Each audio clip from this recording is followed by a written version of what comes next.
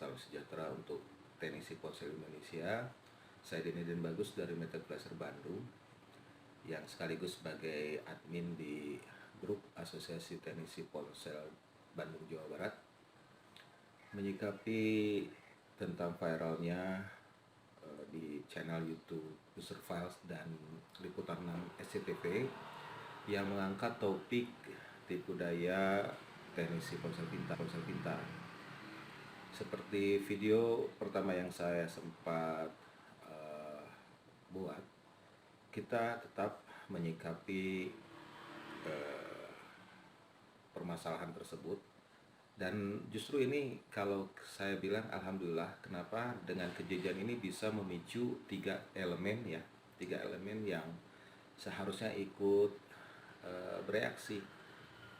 Pertama, teknisi ponsel itunya sendiri, kemudian komunitas teknisi ponsel, dan yang ketiga adalah lembaga pemerintah atau lembaga hukum yang memang mengeluarkan peraturan atau yang berwenang mengatur atau regulasi bidang servis handphone ini. Saya akan coba memberikan saran ya, bagaimana mempertemukan ketiga elemen tersebut. Saya rasa yang menjadi perekat dari tiga elemen di bidang servis ponsel ini yaitu adalah persamaan persepsi. Kenapa saya bilang persamaan persepsi? Ya, persamaan persepsi itu artinya begini. Untuk individu teknisi ponselnya sendiri, yuk kita samakan persepsinya apa. Jadi dengan persamaan persepsi ini tidak akan timbul jenjang antara teknisi pemula atau teknisi yang sudah senior.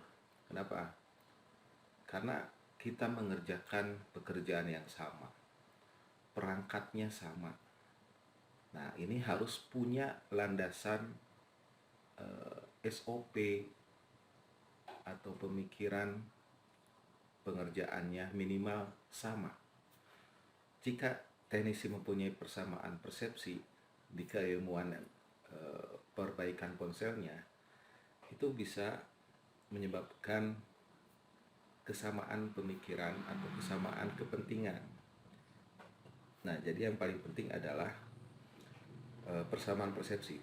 Nah, seperti yang kita ketahui bahwa untuk menjadi teknisi ini kita wajib belajar mengenal apa itu smartphone, mengetahui struktur dan komponen dari smartphone, kemudian sistem kerjanya baik hardware atau software.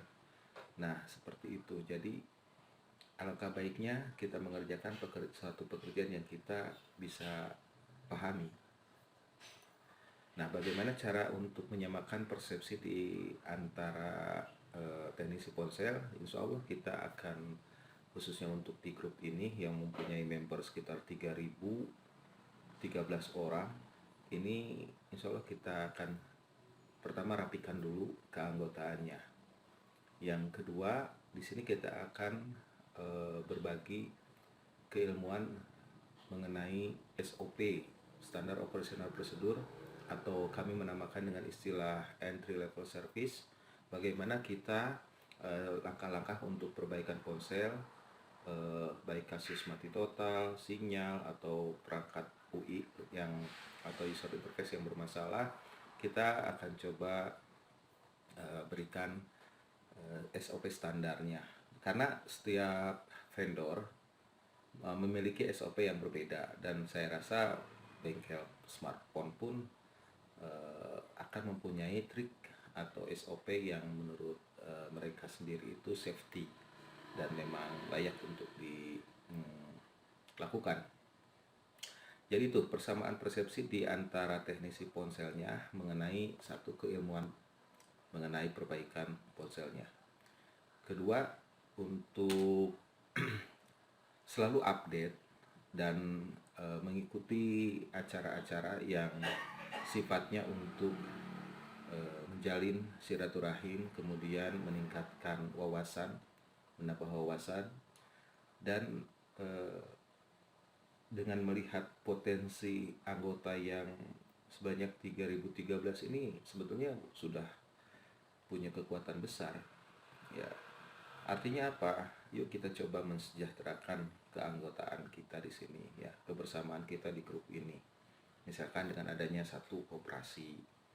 Nah, semua teknisi di sini, saya tidak paham dengan bagaimana untuk menggerakkan perekonomian teknisi, tapi minimal kita bisa bekerja sama dengan salah satu koperasi yang memang bisa menjembatani kita agar bisa mengelola keuangan teknisi yang saya rasa potensinya cukup besar, begitu. Insya Allah nanti akan kita bahas masalah ini. Yang keduanya mengenai komunitas atau asosiasi teknisi ponsel sendiri, ya. Nah itu tadi, jika teknisinya mempunyai persepsi yang sama, ya, menjadi perekat karena apa? Persamaan kepentingan, ya, persamaan hobi, persamaan kebutuhan. Nah ini kita bisa gabungkan menjadi komunitas dan nanti bergerak jadi organisasi, kan begitu urutannya. Jadi karena persamaan hobi dulu, persamaan kepentingan, persamaan kebutuhan, nanti akan berkumpul membentuk komunitas dan nanti bergerak menjadi organisasi.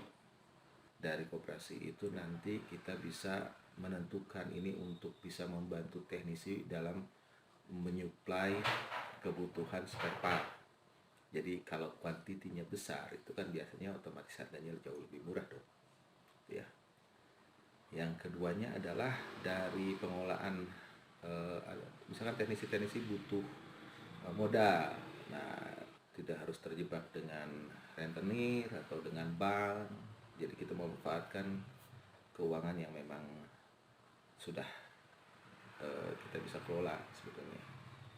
Kemudian dividen itu bisa dipakai untuk membiayai pelatihan-pelatihan atau upgrade skill, gitu. Jadi ini sebagai saran aja, dan mudah-mudahan ini saya bisa, karena saya ada grup asosiasi teknisi ponsel Jawa Barat ini, mudah-mudahan rekan-rekan yang ada di asosiasi ini juga satu persepsi dengan saya, ya. Intinya bahwa teknisi butuh wadah yang memang care dengan anggota-anggotanya. Jadi di sini kita dalam organisasi itu kita tidak berbicara masalah profit, tapi pengabdian. Nah,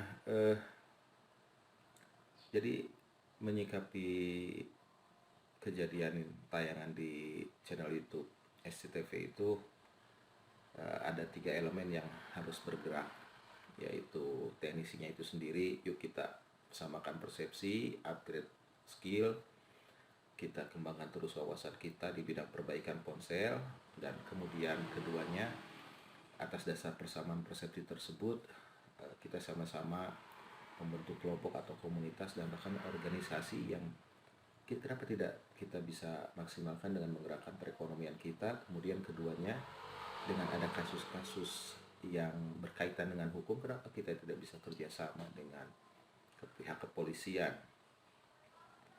Perlindungan untuk teknisi proteksinya apa, gitu kan? Kita kerjasama dengan lawyer, kita kerjasama dengan kepolisian guna memproteksi bidang usaha servis ponsel ini. Ya, mudah-mudahan kita sudah tidak lagi jadi tukang servis handphone, tapi jadi profesi yang memang bisa diakui di masyarakat dan kita punya status sosial. Berikutnya mengenai berangkat dari persamaan persepsi, karena kita mengerjakan satu perangkat yang sama, keilmuan yang sama. Nah, kita butuh wadah yang lebih besar lagi yang memang berkaitan dengan pemerintah. Kita bisa merapat ke pemerintahan. Contohnya BNSP, ya, dengan adanya sertifikasi teknisi dan sertifikasi trainer itu sangat positif sekali.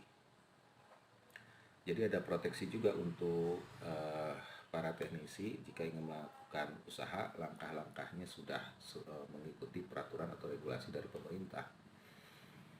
Ya, saya pun akan ikut aturan-aturan yang diberikan pemerintah di bidang servis atau karena untuk kebaikan yang kita lakukan. Jadi itu sedikit saja menyikapi dari kejadian kemarin. Ini sudah bukan hal yang baru sebetulnya, investigasi di SCTV itu. Jangan lupa buka juga ada tuh channel teknisi jujur yang waktu itu ditampilkan juga sempat dari anggota yang di Bandung itu tampil ya. Jadi ada sisi baiknya juga, pernah menampilkan investigasi yang satu mungkin punya nilai afirmasi negatif, yang satu punya afirmasi positif. Jadi ya kita sikapi dengan sikap positif saja. Ada bagusnya, ada hikmahnya dengan tayangan tersebut. Kembali kita teknisi ponsel mudah-mudahan bisa menyamakan persepsinya, bisa bersatu, bergerak tanpa harus di kotak-kotak lagi, dan tidak ada kepentingan selain mensejahterakan teknisi. Begitu, mudah-mudahan video pagi ini bisa mengajak atau bisa membuka pemikiran rekan-rekan bahwa teknisi ponsel itu, kalau saya lihat tadi pagi saya buka itu sekitar 14.801 tepatnya. Itu satu jumlah yang cukup besar untuk bisa menggerakkan roda perekonomian di Indonesia ya. Jadi ada kontribusi ekonominya juga. Kemudian dengan jumlah besar ini kita bisa membentuk atau membuat program-program yang fokus kepada teknisi ya, untuk pengembangan usahanya, kemudian upgrade skill. Dan yang terakhir adalah kita tetap harus belajar mengikuti perkembangan teknologi dari smartphone yang memang fast cycle.